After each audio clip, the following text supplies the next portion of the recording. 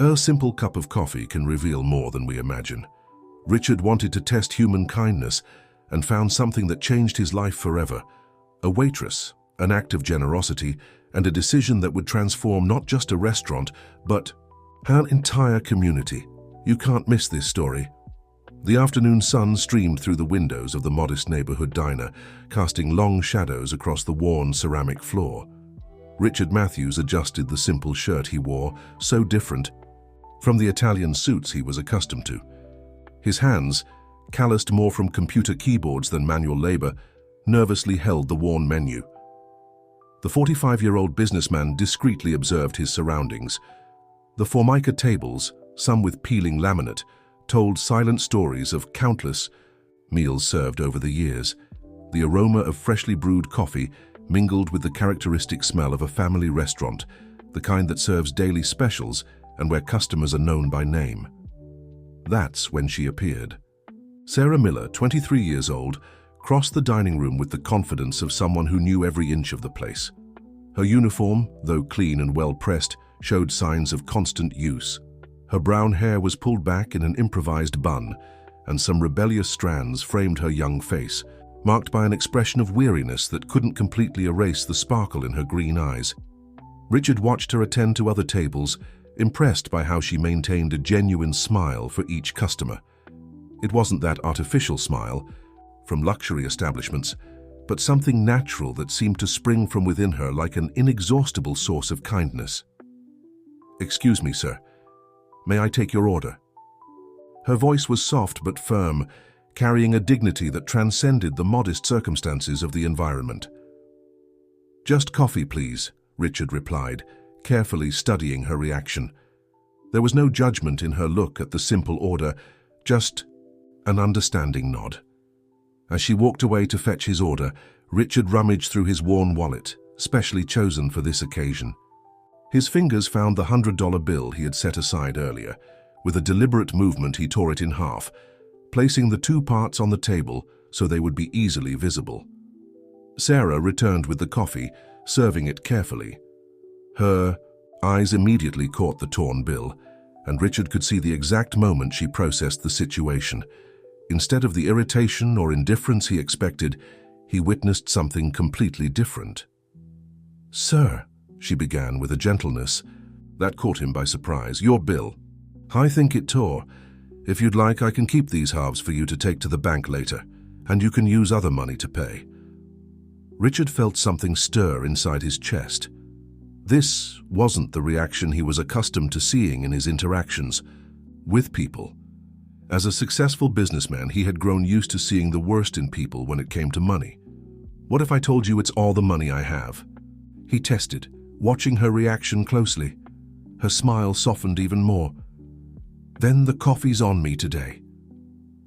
Those simple words hit Richard like a punch to the gut. Here was a young woman who probably earned minimum wage, willing to pay out of her own pocket for a stranger's coffee. Her unpretentious generosity left him momentarily speechless. "Why would you do that?" he asked, genuinely curious. Sarah shrugged, a gesture that carried more dignity than resignation. "We all go through tough times, don't we? My mom always said that an act of kindness, no matter how small, can change someone's day." Richard noticed his hands trembling slightly as he held the coffee cup. In all his years as a businessman, he had met hundreds of people, closed million-dollar deals, but rarely had he encountered someone with such wealth of spirit. "Have you worked here long?" he asked, trying to keep his voice casual. "Since I was 16, she replied, adjusting her apron with an automatic gesture. "I started helping my mom, who worked here for 20 years. When she got sick, I took her place. The owner, Mr. Jack, was very kind to give me the chance." Richard observed the restaurant's activity gradually diminish. It was that dead period between lunch and dinner when only a few customers occupied the tables. Sarah continued her work with the same dedication, cleaning tables, refilling napkin holders, always with a gentle smile for anyone who crossed her path. He saw her share her own lunch with an elderly gentleman who came in just to take shelter from the strong sun. He witnessed how she patiently helped a mother with 2 small children clean up a spilled drink without showing any irritation. small gestures that revealed an extraordinary character. Richard Matthews had built a financial empire based on his ability to judge people's character. He had developed a sixth sense for identifying opportunists and trustworthy individuals. But there, in that simple neighborhood diner, he felt as if he was discovering something new about human nature. When he finally got up to leave, he left not only the torn bill on the table, but also an intact $100 bill. Sarah ran up to him before he reached the door. "Sir, you forgot. This is much more than—" Richard interrupted her with a gentle gesture. "I didn't forget anything. It's a thank you for your kindness." "But I can't accept this," she protested, trying to return the money. "What I did doesn't deserve a reward." "Exactly because you think that way is why you deserve it," he replied, feeling genuine emotion in his voice. "Keep the money. Use it for something you need." Before she could protest again, Richard left the restaurant, feeling the warm afternoon air envelop his face. Inside the luxury car he had parked a few blocks away, he finally allowed the tears he had held back during the entire interaction to run down his face. At that moment, he made a decision that would change not only his life, but the lives of many others. His fortune, built over decades of hard work, would gain a new purpose, and Sarah, without knowing it, had been the catalyst for this transformation. Picking up his phone, he made a quick call. "Charlie, I need you to research everything about Jack's Diner and its employees, especially about an employee named Sarah Miller, and prepare the documents for that project we discussed. I think I've finally found where to start." The office on the top floor of the mirrored building contrasted drastically with the environment of the small diner Richard had visited the previous afternoon. The glass walls offered a panoramic view of the city, and the minimalist, sophisticated furniture reflected the success of years of successful business.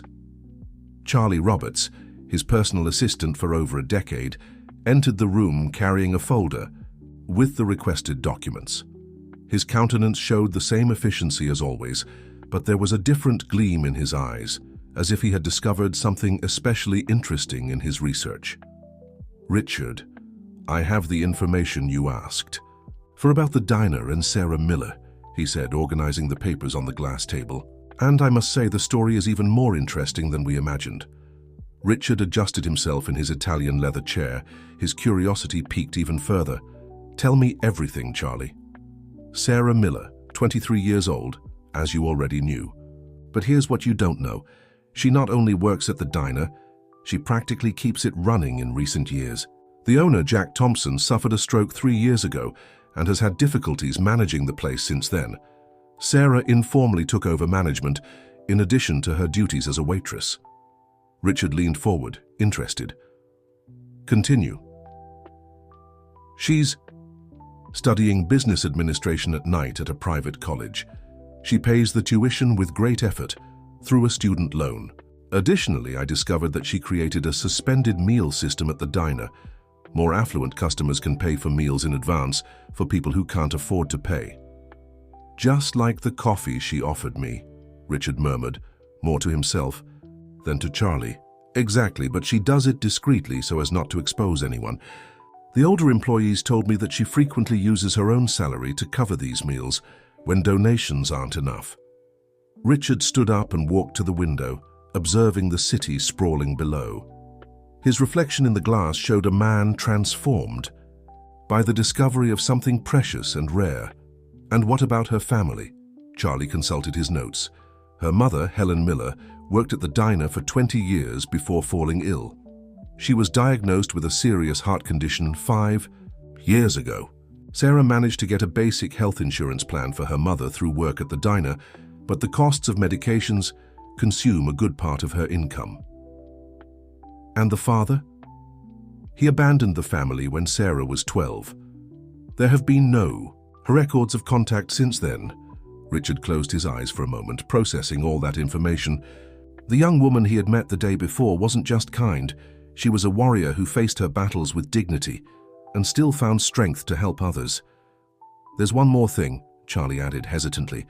"The bank is pressuring Mr. Jack to pay off an old loan. If he can't pay in the next few months, the diner might close." "How much?"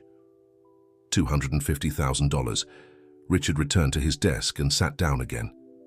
His fingers drummed on the glass top as his mind worked quickly. Charlie, prepare the documents for the acquisition of the diner. But I don't want it done in my name. Use one of our subsidiary companies. And more importantly, no one should know I'm involved. What's your plan? Richard. A soft smile appeared on the businessman's lips. I'm going to give Sarah the opportunity she deserves, but I need to be sure she's ready. What I saw yesterday was just the beginning. I want to observe her more, see how she handles different situations. You're going to test her? Not exactly. I'm going to give her the chance to prove her worth not just to me but to herself. I want to see how far her management skills, her integrity, her resilience go. Charlie nodded, understanding. In 15 years working with Richard, he had never seen him so involved in a personal project. Also prepare a complete dossier on the diner's financial situation. I want to know exactly how much would be necessary to modernize the place, improve equipment, expand the menu. And Charlie, find a way to help with the costs of her mother's treatment, but again, discreetly. Anything else? Richard took his agenda and consulted his appointments. Yes, cancel my meetings for next week. I'll need time to visit the diner. Regularly, but always as a regular customer. No one can suspect who I really am. As Charlie left the office to arrange everything, Richard opened his laptop and began researching successful small restaurants, family establishment management, and training programs in food and beverage administration. His fortune had been built by identifying potential where others didn't see it, and now he was about to make the biggest investment of his life. Not in stocks or real estate, but in people. On his office wall, a painting caught the eye. It was a simple painting of a sunflower field, the only thing he had inherited from his mother. She always said that sunflowers were special because, even on cloudy days, they knew where to turn in search of light. Richard smiled, thinking that he had found his own sunflower in an unexpected place, a small neighborhood diner where a young waitress radiated her own light even in the most difficult moments. Picking up his phone, he typed a message to Charlie. Schedule a discreet visit to the diner for tomorrow. I need to see how she handles one more test. The morning was particularly busy at Jack's diner. Sarah rushed between tables, balancing plates and taking orders with her usual efficiency. The larger-than-normal crowd was due to a group of executives who had recently discovered the diner and now regularly frequented the place for breakfast. "Sarah, we need more bread at table 5, shouted Mrs. Betty from the kitchen, her hoarse but affectionate voice cutting through the dining room's buzz. The 60-year-old woman had been the head cook at the diner for so long that she already considered herself part of the furniture. "I'm on it, Mrs. Betty," Sarah replied, finishing jotting down an order. Her eyes quickly scanned the dining room, checking if any customer needed immediate attention. That's when she saw him again. The man with the torn bill was sitting in the same corner as before, this time accompanied by another well-dressed gentleman who seemed out of place in the diner's simple environment. Sarah noticed that her mysterious customer was wearing simple clothes again, contrasting with his companion. She approached the table with her characteristic smile. "Good morning. It's good to see you again, sir. What would you like today?" Richard smiled back, a gesture that seemed more genuine than the day before. "Good morning, Sarah. Today I'll have a full breakfast. My friend here, Charlie, spoke very highly of the food here." Charlie, whom Sarah didn't know was Richard's personal assistant, nodded politely. "I heard the cheese bread is especially good." "Mrs. Betty takes great pride in the recipe," Sarah commented. "It's a family recipe she brought from her hometown. I'll bring some for you to try while I prepare the rest of your order." As Sarah walked away, Richard carefully observed how she interacted with other customers. There was a naturalness to her leadership that impressed him. Other employees constantly sought her out to solve small problems, and she managed to coordinate everything without losing her composure. "What do you think?" Richard asked Charlie in a low voice. "Impressive," the assistant replied. "She has a natural gift for management. Look how she keeps everything running even with the diner packed." At that moment, a small commotion caught everyone's attention. One of the executives had spilled coffee on his white shirt and was visibly upset. "This is unacceptable," he exclaimed, his raised voice attracting glances. "This table has been wobbly for weeks. I've complained several times." Sarah approached quickly, her expression serene but firm. "I'm sorry for the inconvenience, sir. You're absolutely right about the table, and I've already arranged for it to be fixed. Please, allow me to help with your shirt. We have a special product for removing coffee stains." "And who's going to pay for my loss? This shirt was very expensive." Richard watched the scene with growing interest. It was the kind of situation that revealed a manager's true character. "Sir," Sarah began, keeping her voice calm, "I take full responsibility for the incident. I'll reimburse the cost of dry cleaning and offer your breakfast on the house today. I also guarantee that by tomorrow, this table will be perfectly stable." The executive seemed disconcerted by the professional response. His initial anger gave way to veiled embarrassment. No need to pay for the dry cleaning, just take care of this table, please." Sarah nodded, grateful. "I'll get the product for the shirt right away, and I'll ask Mr. Joe, our maintenance assistant, to fix the table as soon as the crowd thins out." As she walked away, Richard noticed something interesting. The young waitress went directly to the small office at the back of the diner and began making notes in a notebook. Through the half-open door, he could see it was some kind of incident log. "She's documenting the incident," Charlie murmured, also observing. "And I bet she'll use her own money to pay for the table repair." Richard felt his heart tighten. Here was someone who not only solved problems, but cared about preventing them from recurring. And more importantly, she took on responsibilities that technically weren't hers. When Sarah returned with breakfast, Richard noticed that she seemed slightly worried, though she maintained her usual cordial smile. "Is everything all right?" he asked, feigning casualness. She hesitated for a moment before answering. "Yes, just some details to sort out. Mr. Joe, who handles maintenance, is sick today. I'll have to find someone to fix the table." "Do you always solve all the problems?" "Around here?" Sarah blushed slightly. "Someone has to do it, Mr. Jack. He doesn't have the same energy as before, and everyone here is like family to me." Richard exchanged a significant look with Charlie. It was exactly the kind of response he had hoped to hear. "You know," Richard began, choosing his words carefully, "I understand a bit about carpentry. If you'd like, I can take a look at that table after the crowd thins out." "Oh, I couldn't accept that. You're a customer." "Please, I insist. Consider it a thank you for the coffee you offered me yesterday." Sarah seemed to ponder for a moment before agreeing. "Well, if you really don't mind, it would be a great help." After she walked away, Charlie leaned forward. "You've never fixed a table in your life, Richard." "No," the businessman replied, with an enigmatic smile, "but I know someone who can do it today. The important thing is that we've just created another opportunity to observe her in action." The rest of the morning passed without major incidents. Richard and Charlie remained at the diner longer than necessary, observing the dynamics of the place. They saw Sarah help an elderly lady count change to pay her bill, organize a small surprise party for a regular customer celebrating a birthday, and still find time to study during a brief moment of calm. When they finally got up to leave, Richard left a discreet envelope on the table. "Sarah," he called, "when you have a moment, take a look at this. It's a suggestion to improve the problem with the wobbly tables." Inside the envelope was not only the contact information for a professional carpenter, but also a small project for reorganizing the diner's space, which would allow for better flow between tables. It was the first real test Richard had prepared for her. Now it was a matter of waiting to see how she would react to the opportunity to implement a significant change in the establishment. The envelope Richard had left remained in Sarah's bag for 2 days. Not out of disinterest, but because she wanted to have enough time to analyze it with the attention it deserved. On Thursday night, after her college classes, she finally sat down at the small kitchen table in her apartment to examine its contents. Her eyes scanned the pages with growing interest. The project was surprisingly detailed, with floor plans of the diner and practical suggestions for improving people flow.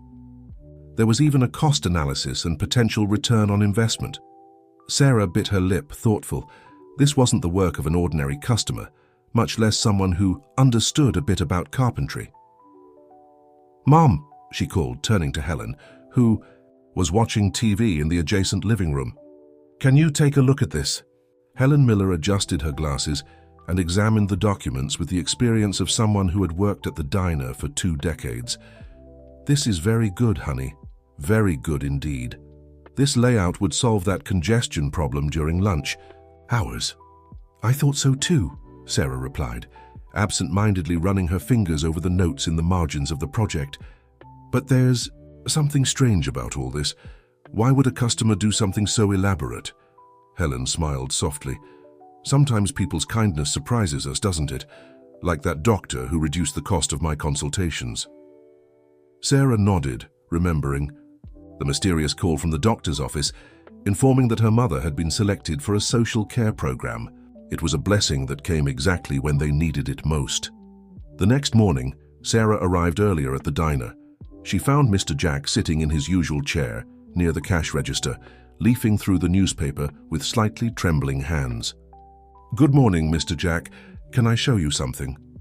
The elderly man adjusted his glasses and smiled when he saw her. Since the stroke, his movements were slower, but his affection for Sarah remained unwavering. "Of course, my dear. What have you got there?"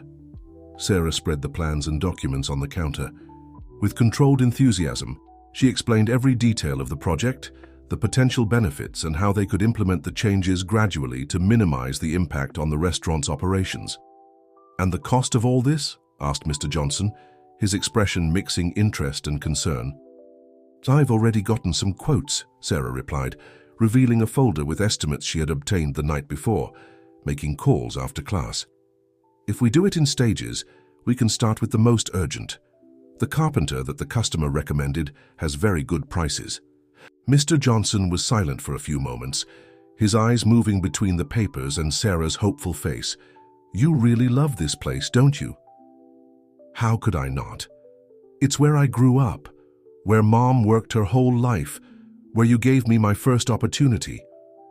The old man sighed, a sound that carried as much affection as concern. "Sarah, there's something I need to tell you. The restaurant situation, it's not good." "What do you mean, Mr. Johnson?" "The bank, they're pressuring for payment of an old loan. If we can't pay it off in the coming months, I could lose the restaurant." Sarah felt the ground disappear beneath her feet. "How much?" $250,000. The silence that followed was heavy.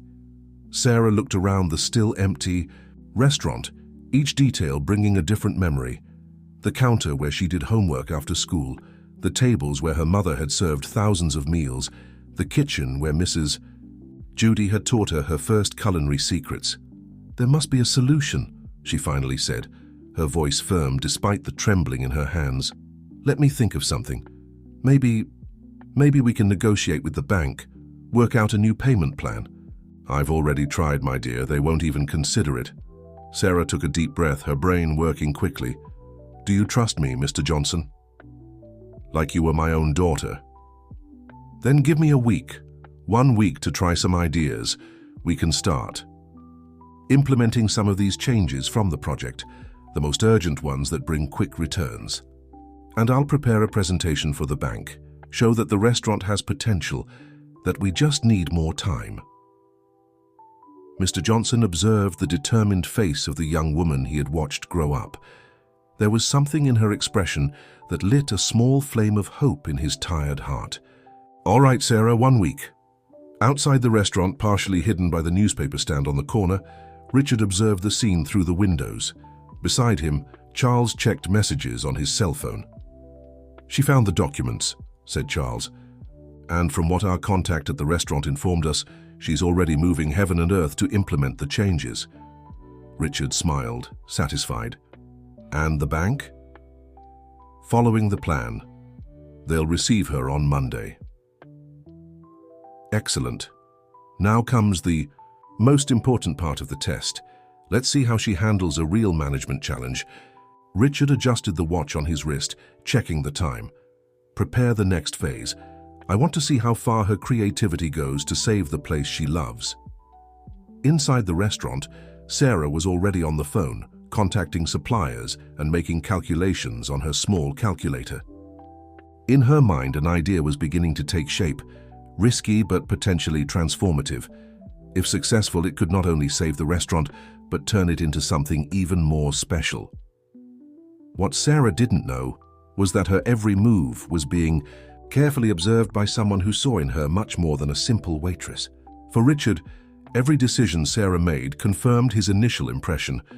He had found a diamond in the rough, someone with the potential to transform not just a small restaurant, but an entire community. The college library was practically empty that Friday night.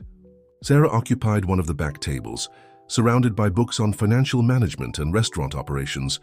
Her laptop displayed detailed spreadsheets with numbers and projections, the result of hours of meticulous work.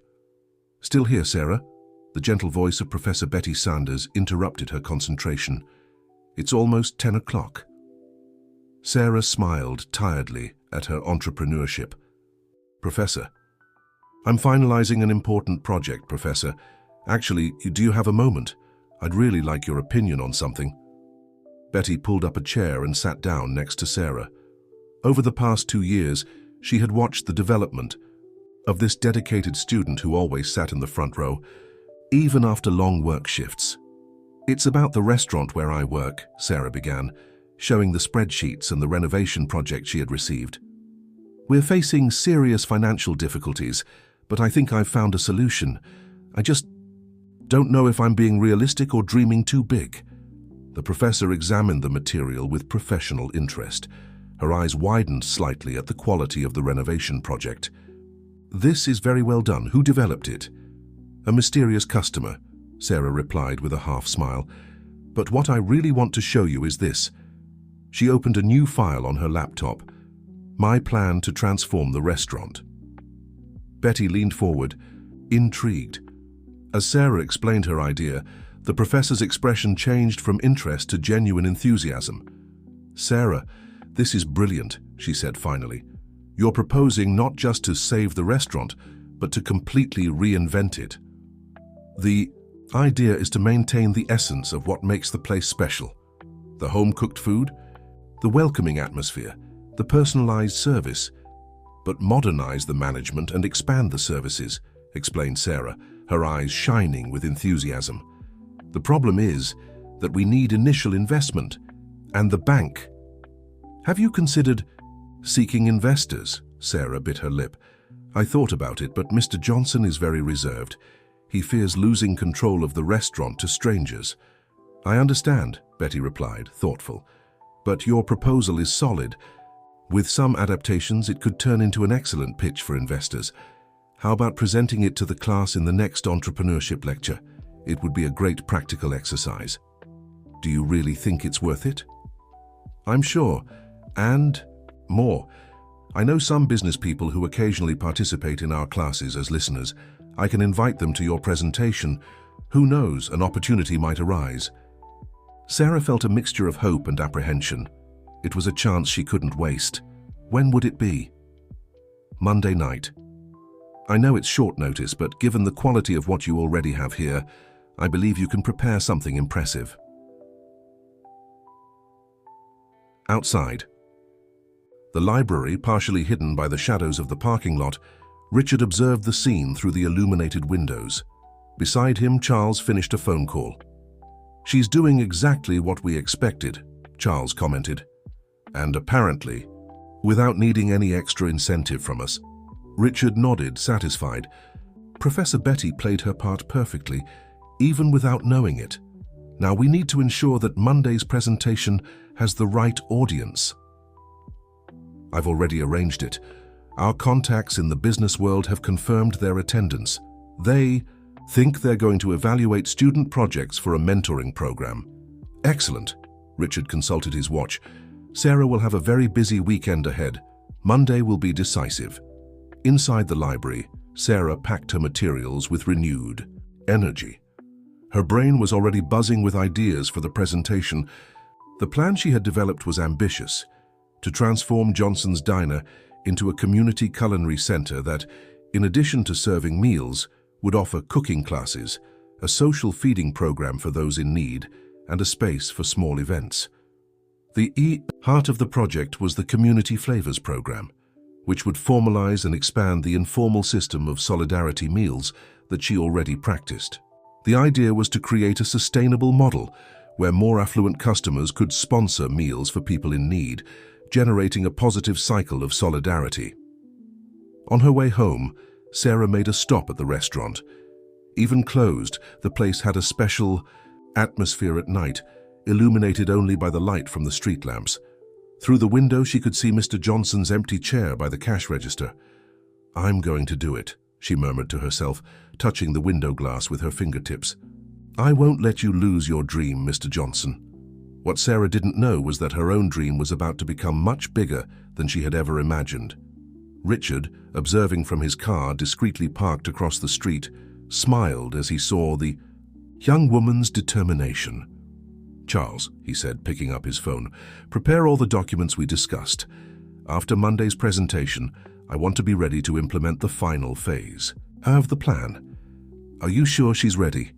Richard watched Sarah walk away into the night, her posture conveying a confidence that wasn't there a few days ago. She's always been ready.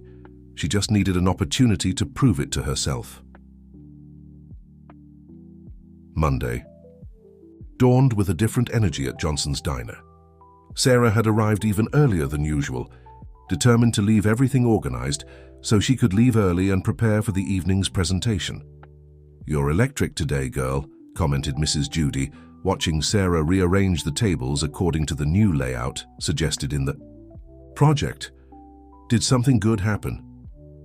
"Maybe, Mrs. Judy," Sarah replied, adjusting the last set of tables. "Today could be a very special day for all of us." The cook smiled, noticing the sparkle in the young woman's eyes. In all her years at the restaurant, she had never seen Sarah so focused. "Want to tell me what you're planning?" Sarah paused, leaning on one of the chairs. "Do you remember when you started working here? What was the restaurant like back then?"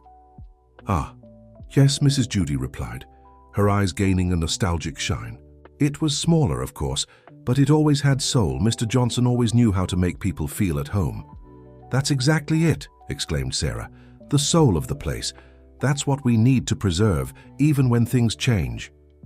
"Change how?" "Girl?"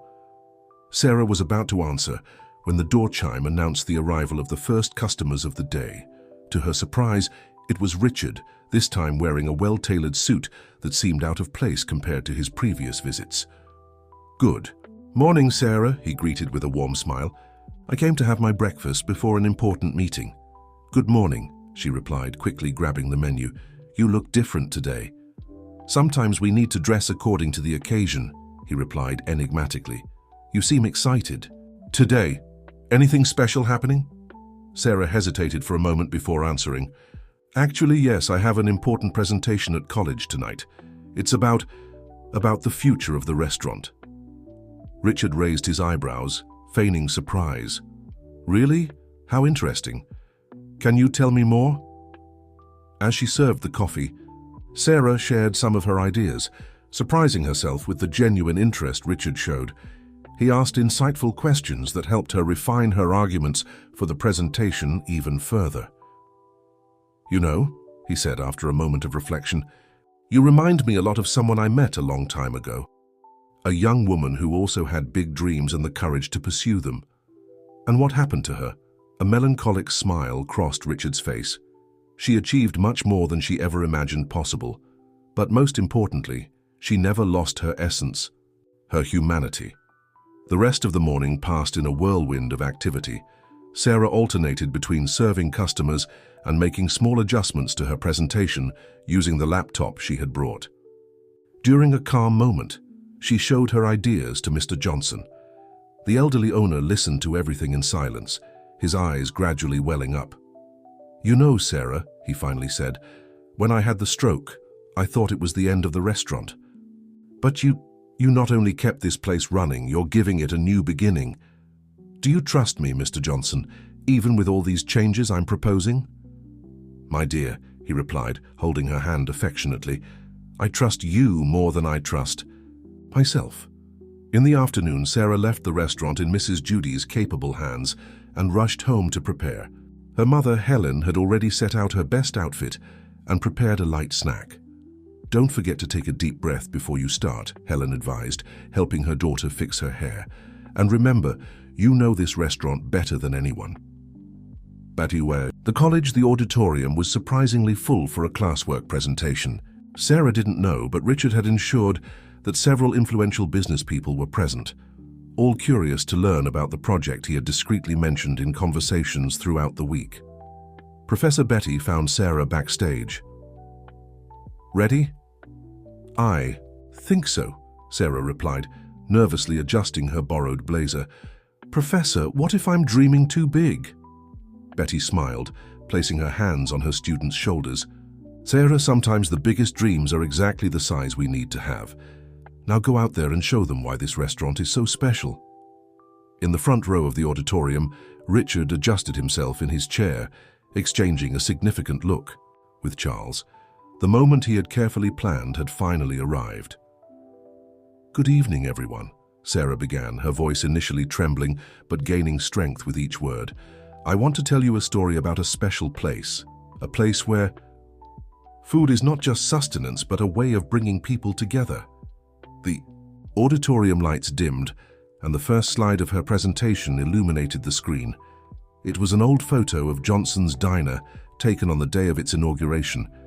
Next to it, a recent photo showed the same place, a bit worn by time, but still full of life.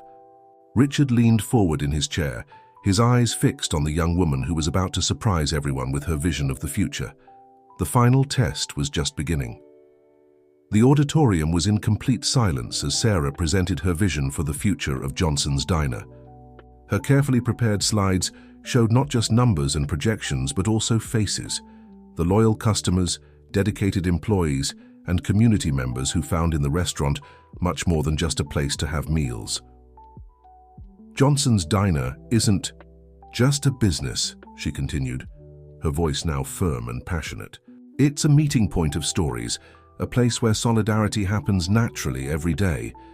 Our informal system of solidarity meals has already helped dozens of people in difficult times. Now, we want to transform this practice into a structured program." On the screen, a detailed diagram of the Community Flavors program appeared. Sarah explained how the system would work. Customers could contribute to a special fund to subsidize meals, local businesses could become partners, and the restaurant would offer not only food, but also culinary training courses for people in vulnerable situations. Richard carefully observed the audience's reactions. Business people who initially seemed skeptical were now leaning forward in their chairs, visibly interested. Professor Betty, in the front row, smiled proudly. "But we don't stop there," Sarah continued, moving to the next slide. "Our proposal includes modernizing the physical space, implementing an efficient management system, and creating a multi-purpose space for events and courses." She then presented a detailed financial plan, demonstrating how each aspect of the project would pay for itself in the medium term. The numbers were realistic, the projections well-founded. It was evident that she had dedicated countless hours to every detail. "The necessary investment is $300,000, Sarah revealed, maintaining her composure despite the significant number. "This includes settling existing debts and capital for renovations and implementation of new programs. Our projection shows return on investment in 24 months, with sustainable growth starting from the 6th month." In the audience, Charles discreetly moved among the business people present, distributing folders with more detailed information that Richard had prepared. The buzz of interest grew with each moment.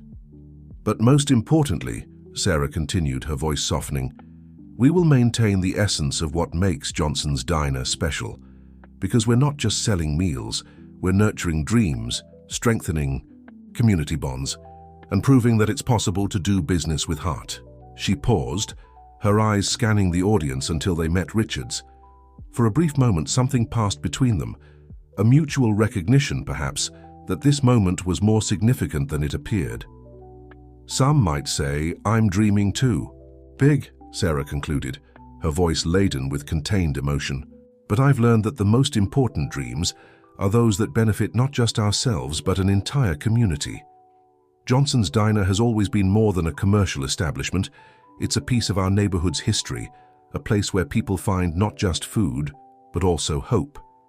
The silence that followed the end of her presentation lasted only a second before the first person began to applaud. Soon, the entire auditorium was on its feet, in a sincere demonstration of approval that caught Sarah by surprise. The question session that followed was intense.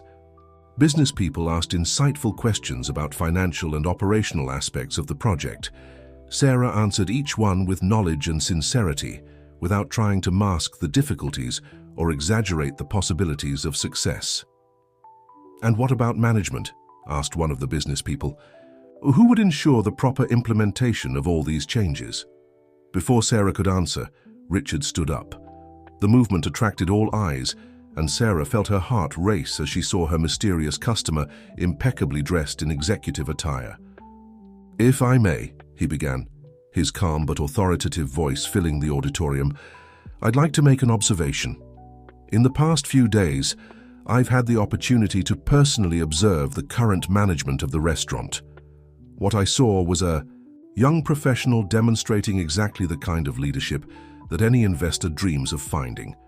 Integrity, creativity, dedication, and above all, a deep understanding that business success can and should go hand in hand with positive social impact." A murmur of interest ran through the audience. Several of those present now seemed to recognize Richard, and Sarah noticed how the atmosphere in the room subtly changed. "Sarah," he continued, turning directly to her, "you don't really know me, but I've spent the last week testing not just your professional competence, but also your character, and I must say you exceeded all expectations." Sarah's heart felt like it was about to leap out of her chest. Her mind quickly connected the dots: the mysterious customer, the detailed project, the frequent visits to the restaurant, but nothing prepared her for what came next. Richard smiled, a genuine smile that lit up his usually serious face. "I think it's time to introduce myself properly. My name is Richard Matthews, CEO of Matthews Investment Group, and I have a proposal for you." The buzz in the auditorium grew as Richard Matthews approached the stage. Sarah remained motionless, trying to process the revelation she had just heard. The man she had known as a simple restaurant customer was, in fact, one of the city's most influential businessmen. "Ladies and gentlemen," said Richard, his voice now carrying an authority that Sarah hadn't noticed before, "I ask for a few minutes of your attention. What we witnessed today was not just an academic presentation, it was a demonstration of how true business leadership should be." He paused, his eyes meeting Sarah's with a look of genuine admiration. "Over the past few days, I conducted a kind of social experiment.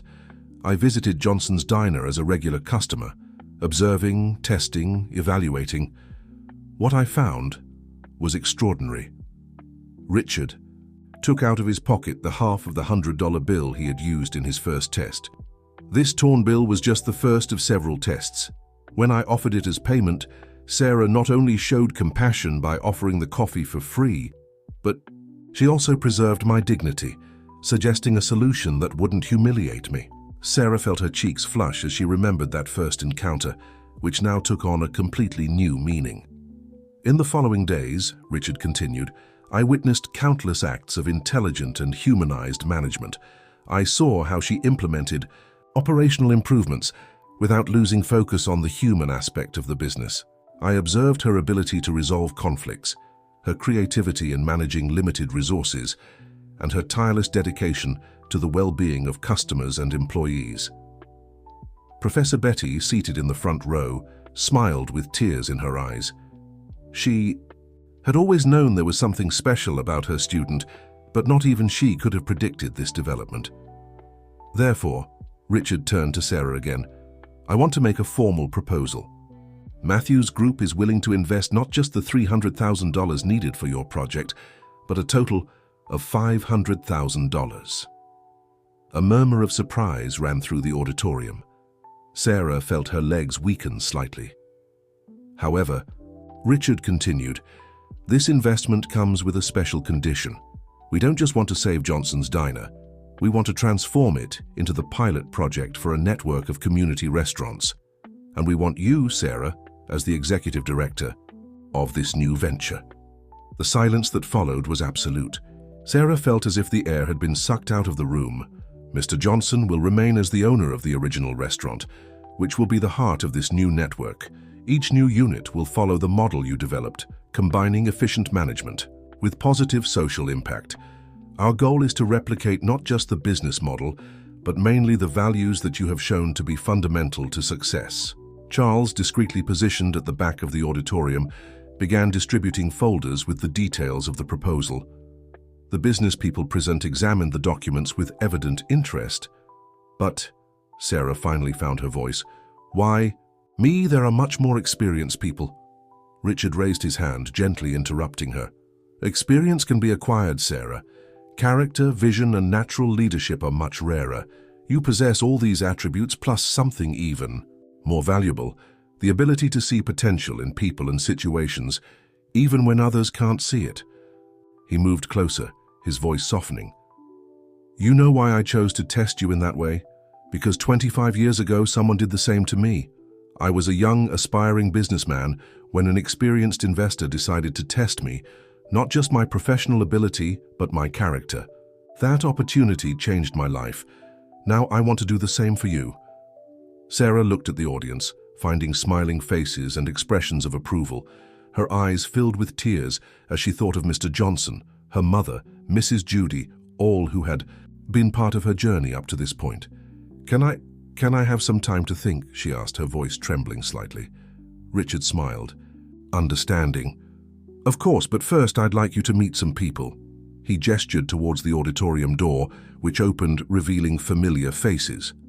Mr. Johnson entered first, leaning on his cane, followed by Helen, Sarah's mother, and Mrs. Judy. They were all smiling, eyes misty with emotion. "They already know about the proposal," Richard explained softly. "In fact, they were consulted throughout the process.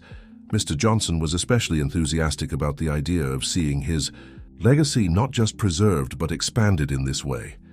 Sarah descended from the stage on shaky legs, walking towards the small group that represented her second family. Mr. Johnson opened his arms, and she let herself be enveloped in a paternal embrace. "My girl," the old man whispered in her ear, "you've always been much more than an employee. You've always been the daughter I never had. Now it's your time to shine." The auditorium erupted in spontaneous applause, but Sarah barely heard it. Her heart was so full of emotion that it seemed about to overflow. In her mind, a certainty began to form. Sometimes the most unlikely dreams are exactly those we are destined to fulfill. The morning after the presentation, Johnson's Diner had a different atmosphere. News about the previous night's events had spread quickly, and regular customers entered with curious smiles, eager to confirm the rumors they had heard. Sarah was in her usual place, serving coffee and chatting with customers as she always had. But there was something different in her demeanor, a mixture of serenity and determination that wasn't there before. "Is it true we're going to have a renovation?" asked Mrs. Thompson, a loyal customer who had been having breakfast at the diner for more than a decade. "It's true, Mrs. Thompson," Sarah replied with a warm smile. "But don't worry, we're going to keep everything that makes this place special. We're just going to improve some things." In the kitchen, Mrs. Judy was humming while preparing her famous cheese biscuits. The news that her recipes would be a fundamental part of the new project had left her especially excited. "You know, girl," she said when Sarah came in to get more coffee, "I always knew you were special. From the first day you came here still, a child following your mother everywhere." Sarah hugged the cook, inhaling the familiar scent of spices she had always associated with safety and comfort. "You're going to help me with the new menu, aren't you, Mrs. Judy? I want your recipes to be the heart of everything we're going to create." "Of course I'll help, my dear, but on one condition. I want to teach classes in the culinary school you're going to set up. I have a lot of knowledge to pass on." The door chime announced the arrival of Richard and Charles. This time there were no disguises. Both wore elegant suits and carried folders with documents. "Good morning, Sarah," Richard greeted. "Ready to start?" She nodded, guiding them to a more private table at the back of the restaurant. Mr. Johnson was already waiting for them there with Helen by his side. The lawyer Richard had provided was also present, with the contracts prepared. "Before we begin," said Sarah, her voice firm, "I need to be sure of a few things." Richard smiled, encouraging. "Of course, what are your concerns?" "First, I want to ensure that no current employee will be dismissed. These people are part of the restaurant family." "Absolutely guaranteed," Richard replied. "In fact, we'll need to hire more people to implement your vision." "Second, the Solidarity meal system needs to be maintained and expanded, exactly as I planned." "It's one of the main reasons we're interested in the project," Charles confirmed. "We want this to be a trademark of all future units." "And third," Sarah paused, looking at Mr. Johnson with affection, "I want Mr. Johnson to continue having an active voice in decisions. This place is his life's dream."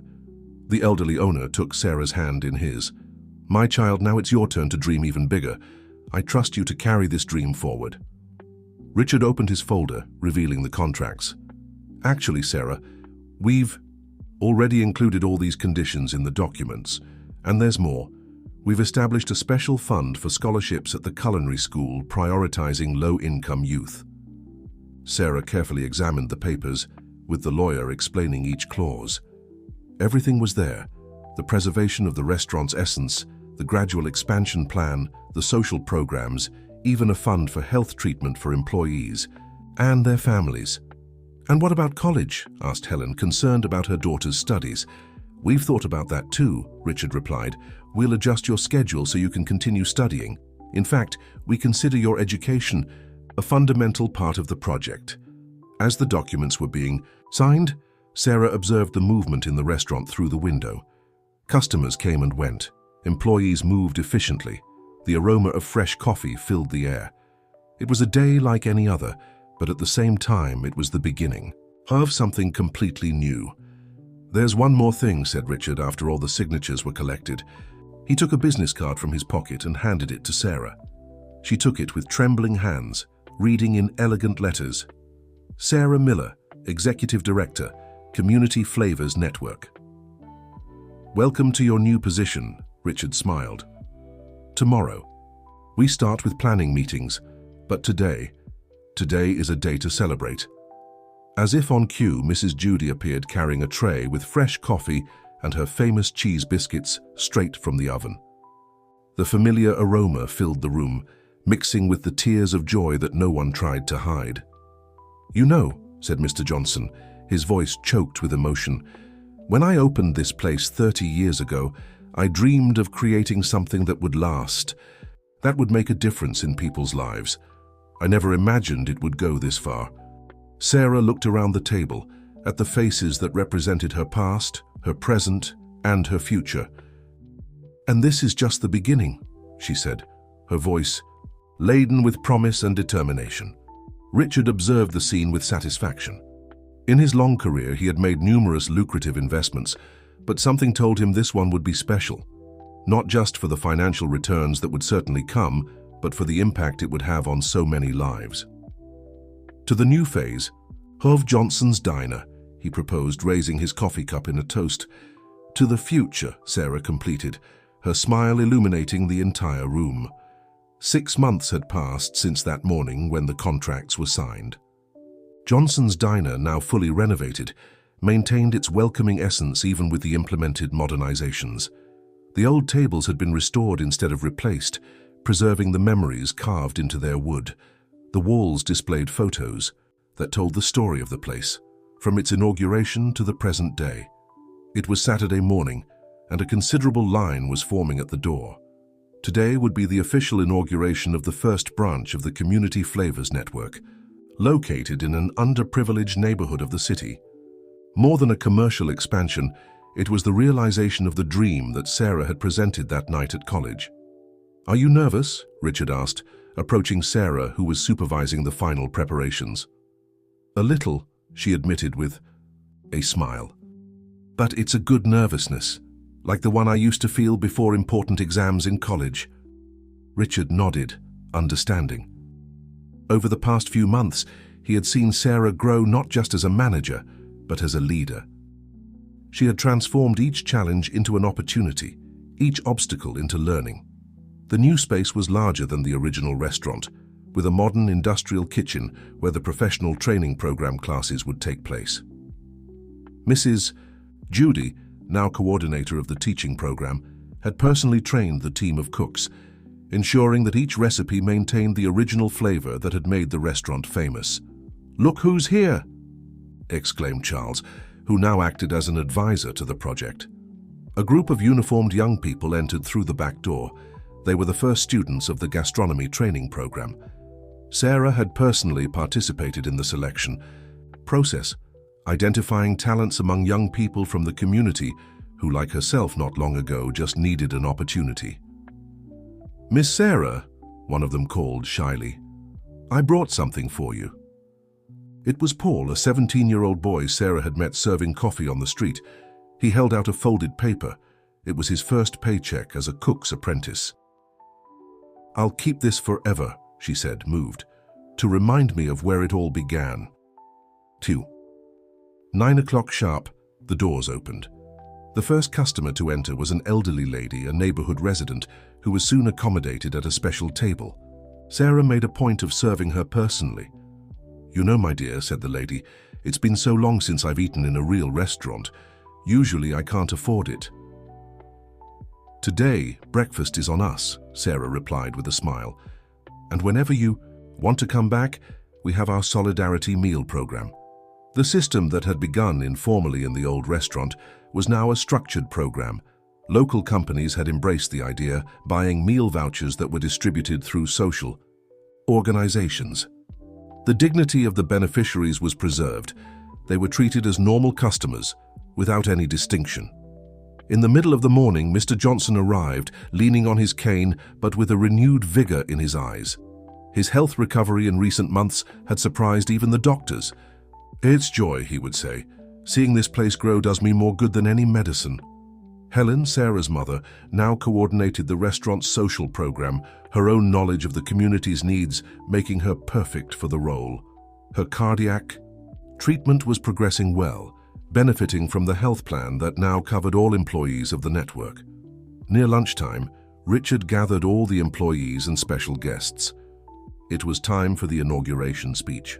6 months ago, he began, I had the privilege of witnessing something extraordinary, a young waitress who dreamed not only of professional success, but of a way to transform lives through her passion for gastronomy and for human beings.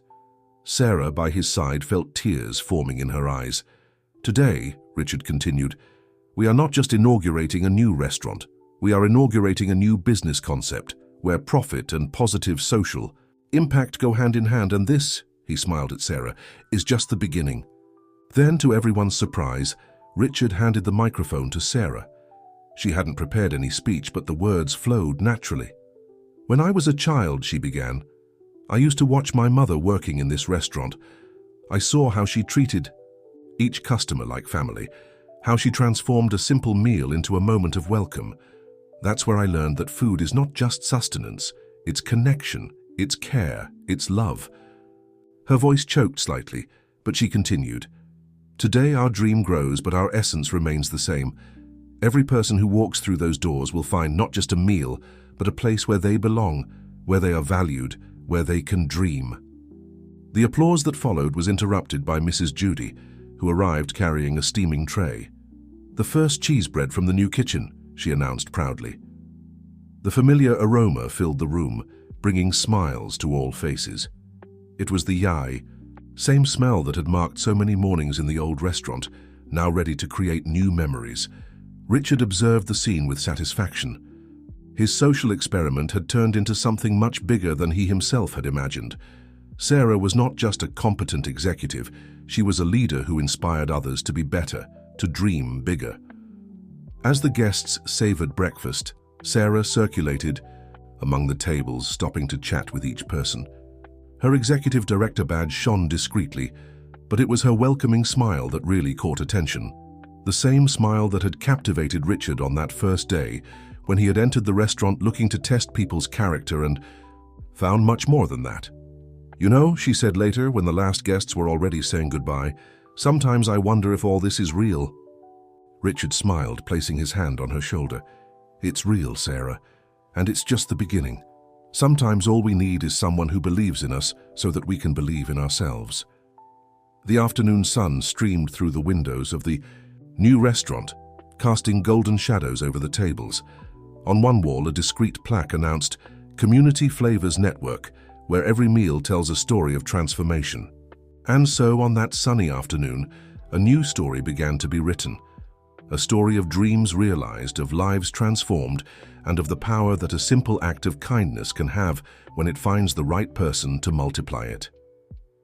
Dear listeners, we hope that Sarah's story has touched you deeply.